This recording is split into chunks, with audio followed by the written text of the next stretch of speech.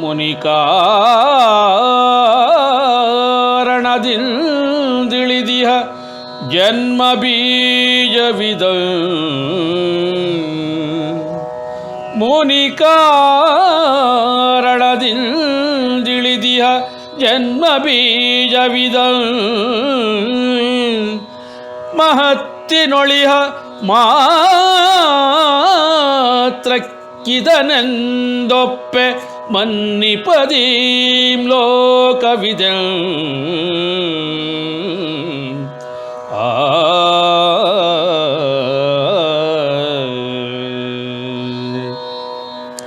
ತಂದೆ ಇವನೆಂದೊದಗಿಸಲಾಗದ ಸಾಕ್ಷ್ಯದಿನ್ ತಂದೆ ಇವನೆಂದೊದಗಿಸಲಾಗದ ಸಾಕ್ಷ್ಯದಿನ್ ಸಂಸ್ಕಾರವ ಕೃತಿಪಲಾಗದೋ ನೀಡಲಾಗದವಗೆ ಗುರುವ ವಿದ್ಯೆಯ ಸಂಸ್ಕಾರವ ಕೃತಿಪಲಾಗದೋ ನೀಡಲಾಗದವಗೆ ಗುರುವ ವಿದ್ಯೆಯ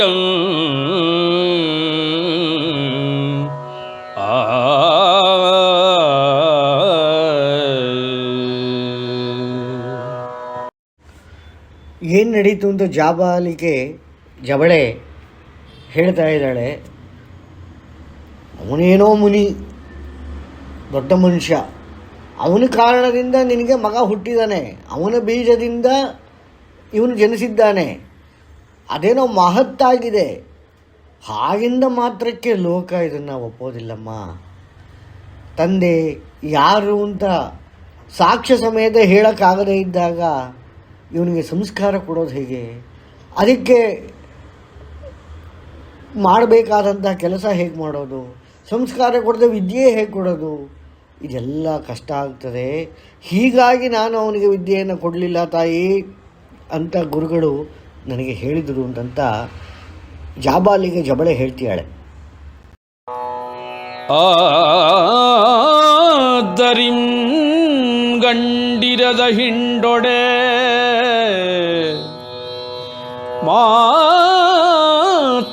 ಮಾತ್ರಕ್ಕೆಂದಿವನ ಕಾಡಿಗಟ್ಟಿದೊಳ್ ಸಾವಿರ ಸಹಾಯಕೆಂ ಗಪಿಪನೋ ಅಯಸೂಣನೆ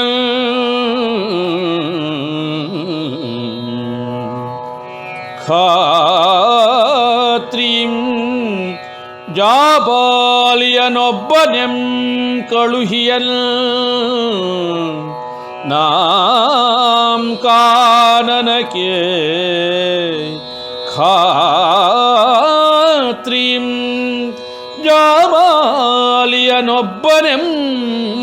ಕಳುಹಿಯಲ್ ನಾಂ ಕಾನನಕ್ಕೆ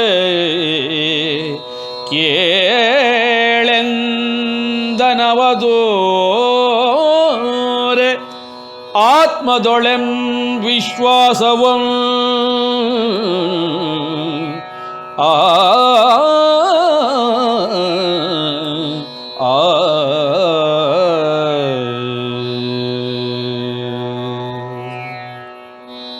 ಹೀಗಾಗಿ ನಾನು ಜಾಬಾಲಿಯನ್ನು ಗಂಡು ಅಂದರೆ ವೃಷಭವಿರದ ಕೇವಲ ಹೆಣ್ಣು ಗೋವುಗಳಿರುವ ಹಿಂಡಿನೊಡೆ ಅವನ ಕಳಿಸ್ಕೊಟ್ಟೆ, 1000 ಮಾಡ್ಕೊಂಬ ಅಂತ.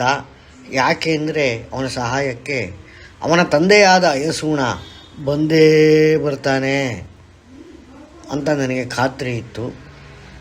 ಹೀಗಾಗಿ ಅವನೊಬ್ಬನ್ನೇ ಕಳಿಸ್ದೆ ಅಂತ ಆತ್ಮವಿಶ್ವಾಸದಿಂದ ಗುರುಗಳು ನನಗೆ ಹೇಳಿದರು. ನಿನ್ನ ತಂದೆ ಬಂದೇ ಬರ್ತಾನೆ ಅಂದರೆ ಜಾನಕಿ ಅಯಸೂಣ ಬಂದೇ ಬರ್ತಾನೆ ಅನ್ನೋ ಒಂದು ನಿಖರವಾದ ವಿಶ್ವಾಸದ ಮೇಲೆ ನಿನ್ನನ್ನು ಹಾಗೆ ಕಳಿಸ್ದೆ ಅಂತ ನನಗೆ ಗುರುಗಳು, ನನಗೆ ಹಾರಿದ್ರಮರು ನನಗೆ ಹೇಳಿದ್ರಪ್ಪ. ಖರೆಯಾದರವನೀ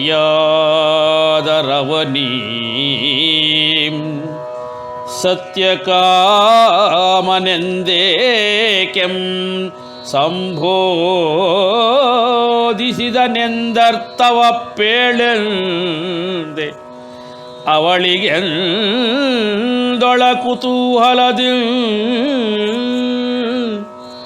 ಅನ್ವರ್ಥದೊಳೆಂದವ ಸತ್ಯದೊಳ ಕಾರ್ಮಿಕನೆ ಗುರುತಿಪನೋ ಅನ್ವರ್ಥದೊಳೆಂದವ ಸತ್ಯದೊಳ ಕಾರ್ಮಿಕನೆ ಗುರುತಿಪನೋ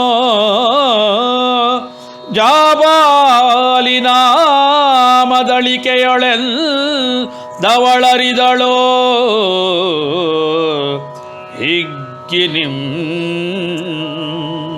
ಜಾಬಾಲಿನಾಮದಳಿಕೆಯೊಳೆಂದವಳರಿದಳೋ ಹಿಗ್ಗಿನಿಂ.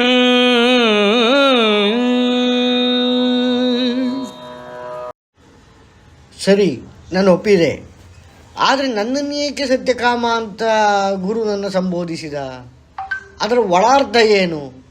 ನನಗೆ ದಯವಿಟ್ಟು ಹೇಳು ಅಂತ ಅಮ್ಮನನ್ನು ಕುತೂಹಲದಿಂದ ಕೇಳಿದೆ ಅಂತ ಜಾಬಾಲಿ ಹೇಳ್ತಿದ್ದಾರೆ. ಅವನಿಷ್ಟೇಪ್ಪ ಹೇಳಿದ್ದು ಅನ್ವರ್ಥದಿಂದ ಹೇಳಿದ. ಅಂದರೆ ನೀನು ಬದುಕಿದ ರೀತಿ, ನೀನು ಇದೆಲ್ಲ ಮಾಡಿಕೊಂಡು ಬಂದ ರೀತಿ, ಸತ್ಯವೇ ಕಾಮವಾಗಿತ್ತು, ಕಾಮವೇ ಸತ್ಯವಾಗಿತ್ತು, ಸಾರವನ್ನು ನೀನು ಹಿಡಿದಿದ್ದೆ, ಸತ್ಯವಾಗಿ ನಡೆದಿದ್ದೆ.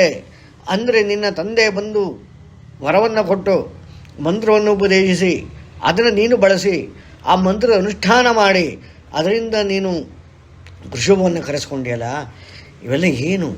ಇದೆಲ್ಲ ಸತ್ಯಕಾಮ. ಈ ಅನ್ವರ್ಥದಿಂದನೇ ನಿನಗೆ ಆ ರೀತಿ ಕರೆದಿಯಾನೆ ಅಂತ ಬಹಳ ಹಿಗ್ಗಿನಿಂದ ಹೇಳ್ಕೊಂಡ್ಲು ಅಮ್ಮ. ಅಸಾಧ್ಯವಂ ಗುರುವಾಜ್ಞೆಯೊಳೆಂ ಸವಾಲೆಂ ಸ್ವೀಕರಿಸಿಹೇ.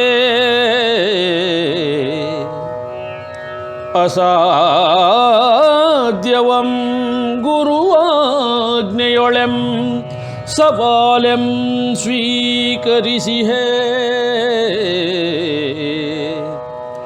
ಸ್ವಪರಿಶ್ರಮದೊಳೆಂ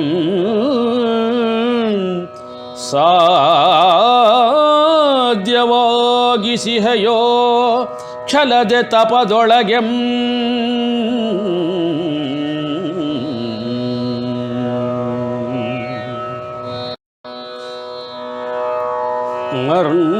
ಮರ್ಮದೊಳೆಂ ಪೇಳಿದಳೊ ಜಬಳೆ ಮರ್ಮದೊಳೆಂ ಪೇಳಿದಳೊ ಜಬಳೆ ಕಾಮವಿದು ಸತ್ಯದೊಳಿಹ ಕಾರಣದೆ ನೀಂ ಅನ್ವರ್ತನಾಗಿರುವೆ ಎಂಬ ನಿಶ್ಚಯದಿಂ. ಕಾಮವಿದು ಸತ್ಯದೊಳಿಹ ಕಾರಣದೆ ನೀಂ ಅನ್ವರ್ತನಾಗಿರುವೆ ಎಂಬ ನಿಶ್ಚಯದಿಂ.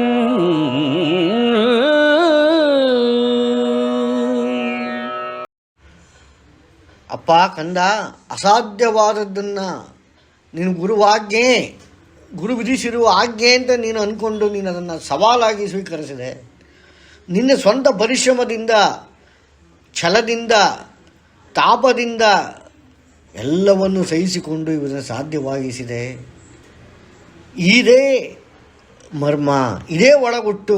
ಸತ್ಯಕಾಮ ಅಂತ ಹೇಳಿದ್ದಕ್ಕೆ ಒಳಗುಟ್ಟು ಇದೇನೆ. ಕಾಮ ಸತ್ಯದೊಳೆದಿತ್ತು, ಸತ್ಯದಲ್ಲಿ ಕಾಮವಿತ್ತು. ಹಾಗಾಗಿ ನೀನು ಇದಕ್ಕೆ ಅನ್ವರ್ಥವಾಗಿದೆ. ನೀನು ಅನ್ವರ್ಥವಾಗಿ ನಡ್ಕೊಂಡಿರೋದ್ರಿಂದ ನೀನೇ ಅನ್ವರ್ಥವಾಗಿರುವೆ ಈ ಒಂದು ಟೈಟಲ್ಗೆ ಅಂತ ನಿಶ್ಚಯದಿಂದ ಅಮ್ಮ ನನಗೆ ಹೇಳಿದರು. ಯಾವುದೇ ಅನುಮಾನ ಇರಲಿಲ್ಲ ಅದರಲ್ಲಿ. ಕ್ಷಣದಲೆ ನಮನವಿದೋ ಅಂದಿನ ದಿನಕ್ಕೆಂದೋಡಿತೋ.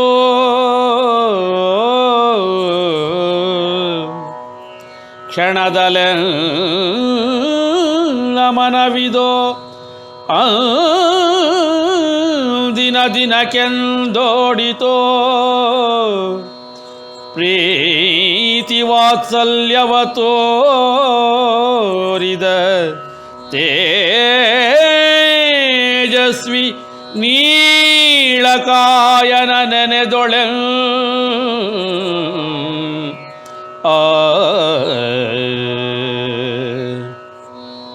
ಮಂತ್ರವನನುಪದೇಶಿಸೆ ಮಂತ್ರವನನುಪದೇಶಿಸೆಯನಗೆ ಅನುಗ್ರಹದೊಳೆ ದಾರಿ ತೋರಿದವನೆಲ್ಲ ಪಿತೃವೇ ಕೇಳಿತೋ ಮನವನವನ ಪೊರೆದೊಳೆ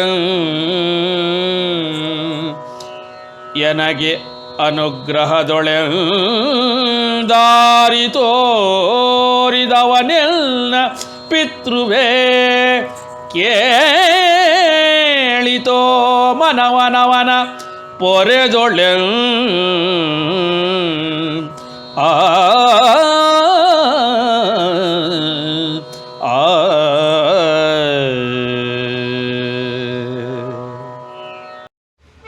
ಅಮ್ಮ ಹೀಗೆ ಹೇಳಿದ ಕ್ಷಣ ನನ್ನ ಮನಸ್ಸು ಅವತ್ತಿನ ದಿನಕ್ಕೆ ಓಡಿತು.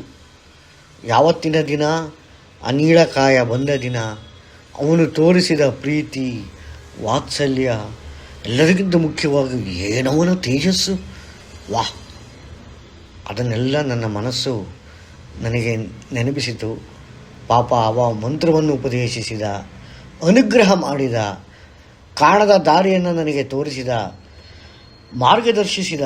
ಅವನೇ ಏನು ನನ್ನ ತಂದೆ, ಅವನೇ ಏನು ನನ್ನ ಪಿತೃ ಅಂತ ನನ್ನ ಮನಸ್ಸು ಬಹಳ ವಾತ್ಸಲ್ಯದಿಂದ ಕೇಳ್ಕೊಳ್ತು.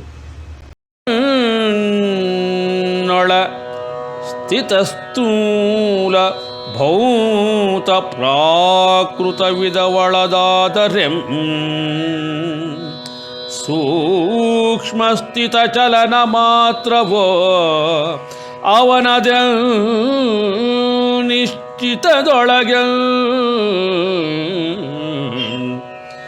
ಕ್ಷೇನಾನವನಂ ಗುರುತಿಪದೊಡೆ ನಾನವನಂ ಗುರುತಿಪದೊಡೆ ಅವನ ಪೇಳದಿಹೆಂ ಹಾವಿಧಿಯೇ ಎಂದೊಡೆ ಭೋರಿಟ್ಟಿತೋ ಮನ ತೀವ ದುಃಖದೊಳಗೆ ಹಾವಿಧಿಯೇ ಎಂದೊಡೆ ಭೋರಿಟ್ಟಿತೋ ಮನ ತೀವ್ರ ದುಃಖದೊಳಗೆ ಆ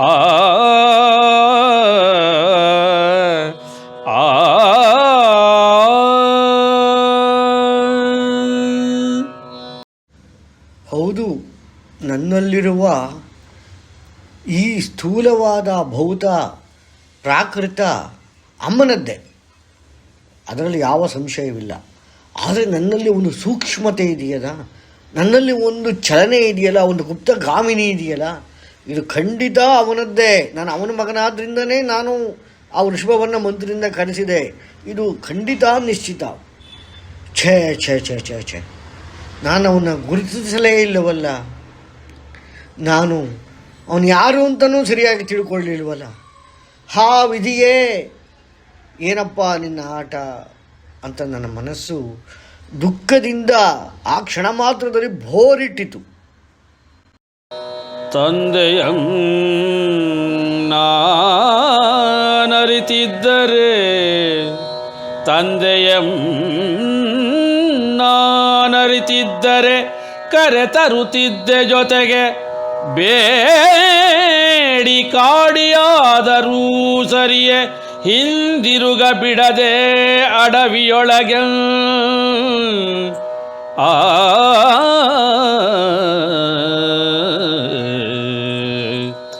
ನಾಂ ನವನ ಪುತ್ರನೆಂದೊಡೆ, ನಾಂ ನವನ ಪುತ್ರನೆಂದೊಡೆ ಪೇಳಲಿಲ್ಲವೇಕೆ ಕೇಳಿತೋ ಮನವು. ಹಾಗಿರೊಳ್ ಅವಗೆಂ ನಾವು ಬೇಡವೆಂ ಹಠದೊಳಗೆ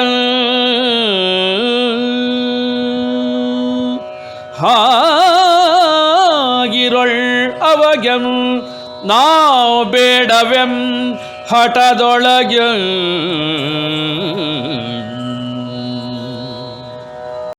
ಅವನೇ ನನ್ನ ತಂದೆ ಅಂತ ನನಗೇನಾದರೂ ಗೊತ್ತಿದ್ದರೆ ಕಾಡಿಯಾದರೂ ಸರಿ, ಬೇಡ್ಕೊಂಡಾದರೂ ಸರಿ, ಕಾಲಿಗೆ ಬಿದ್ದಾದರೂ ಸರಿ ನನ್ನ ಜೊತೆಗೆ ಕರ್ಕೊಂಬಂದ್ಬಿಡ್ತಿದ್ದೆ. ಅವನು ವಾಪಸ್ ಹೋಗೋಕ್ಕೆ ನಾನು ಬಿಡ್ತಾ ಇತ್ತಿಲ್ಲ. ಆದರೆ ಅವನಿಗೆ ಗೊತ್ತಿತ್ತಲ್ಲ ನಾನು ಅವನ ಮಗ ಅಂತಂತ, ಯಾಕೆ ಹೇಳಲಿಲ್ಲ? ಅವನಿಗೆ ನಾನು ಅಮ್ಮ ಯಾರು ಬೇಡವೇ? ಹಾಗಾದರೆ ಇದನ್ನು ನೆನೆಸ್ಕೊಂಡು ನನಗೆ ತುಂಬ ನೋವಾಯಿತು ಮನಸ್ಸಿಗೆ. ಅಯ್ಯೋ ದುರ್ವಿಧಿಗೆ, ಅಮ್ಮ ಬೇಡ, ನಾನೂ ಬೇಡ, ಯಾಕೆ ಅವನು ಹಾಗೆ? ನನಗೆ ತಡ್ಕೊಳಕ್ಕೆ ಆಗಲಿಲ್ಲ ಅಂತ ಪಾಪ ಜಾಬಾಲಿಗಳು ನೋವಿನಿಂದ ತಮ್ಮ ಶಿಷ್ಯಂದರಿಗೆ ಹೇಳ್ತಾ ಇದ್ದಾರೆ.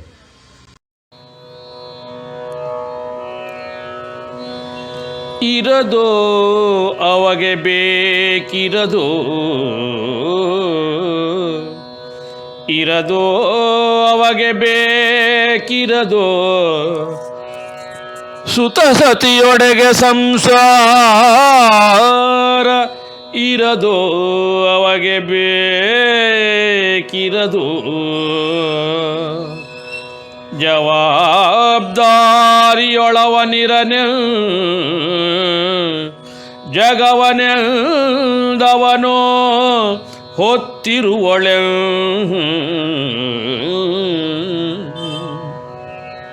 ಹುಲ್ಲು ಮೇದೊಡೆ ಇಹೆಯೊಳೆ,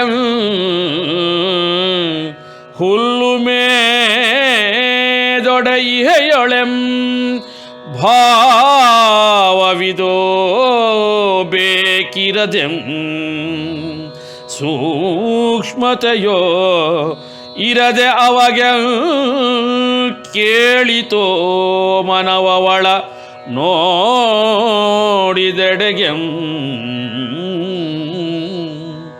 ಸೂಕ್ಷ್ಮತೆಯೋ ಇರದೆ ಅವಗೆ ಕೇಳಿತೋ ಮನವವಳ ನೋಡಿದೆಡೆಗೆಂ. ಆ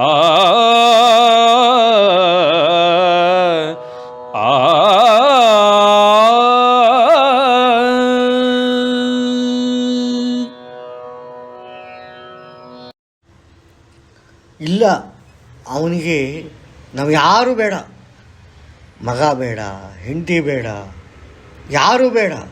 ಈ ಸಂಸಾರ ಹೊರುವಂಥ ಜವಾಬ್ದಾರಿಯೇ ಬೇಡ ಅವನಿಗೆ. ಯಾಕೆಂದರೆ ಜಗತ್ತನ್ನು ಅವನೇ ತಾನೇ ಹೊತ್ಕೊಂಡಿರೋದು.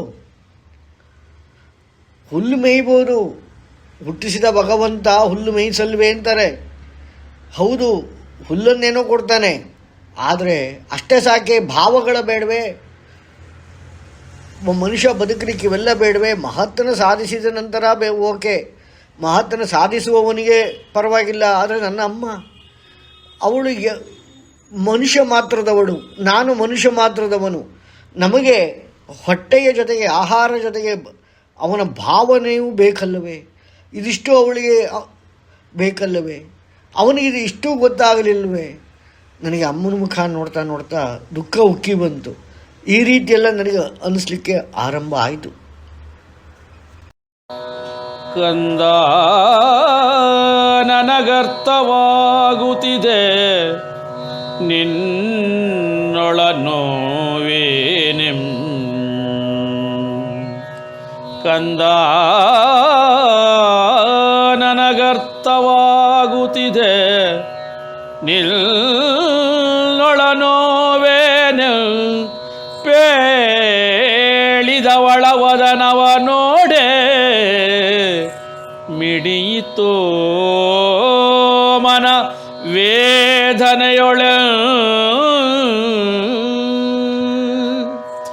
ಅವರದೆಂ ತಪ್ಪಿಲ್ಲ, ಅವರದೆಂ ತಪ್ಪಿಲ್ಲ, ನನ್ನದೇ ಒಪ್ಪೆಲ್ಲ, ವಿಧಿಸಾರವಿದಕ್ಕೆಂ ಕಾರಣವೆಂದಳೋ ಜಬಳೆ ವಿಧಿಸಾರವಿದಕ್ಕೆಂ ಕಾರಣವೆಂದಳೋ ಜಬಳೆ ಸುರಿಪ ಕಣ್ಣೀರ ತೊಡೆದ ಸುರಿಪ ಕಣ್ಣೀರ ತೊಡೆದ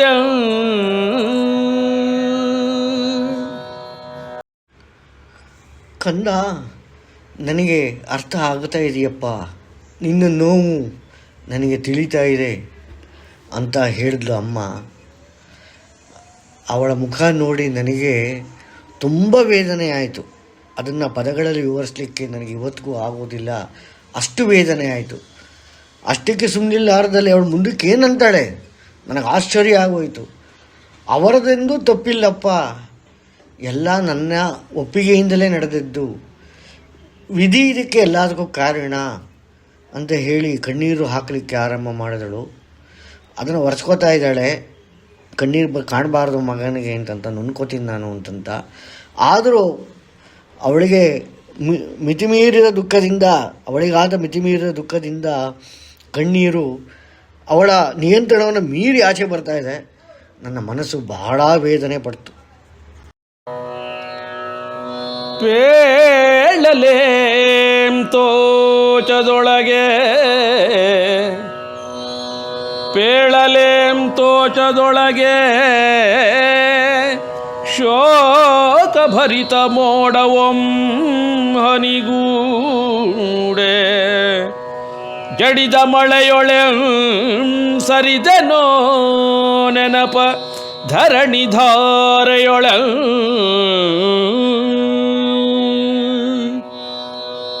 ಪಿತೃವ ನಾಮಧೇಯವೇ ತಿಳಿವ ಆಸೆಯಿರಂ ನಿನಗಿರದೆ ಪಿತೃವ ನಾಮಧೇಯವೇ ತಿಳಿವ ಆಸೆಯಿರಂ ನಿನಗಿರದೆ ಪೇಳೆಂದು ಕೇಳಿದಳೋ ಜಬಳೆ ಪೇಳೆಂದು ಕೇಳಿದಳೋ ಜಬಳೆ ಅಪರಾಧಿ ಭಾವದೊಳಗೆ ಪೇಳೆಂದು ಕೇಳಿದಳೋ ಜಬಳೆ ಅಪರಾಧಿ ಭಾವದೊಳಗೆ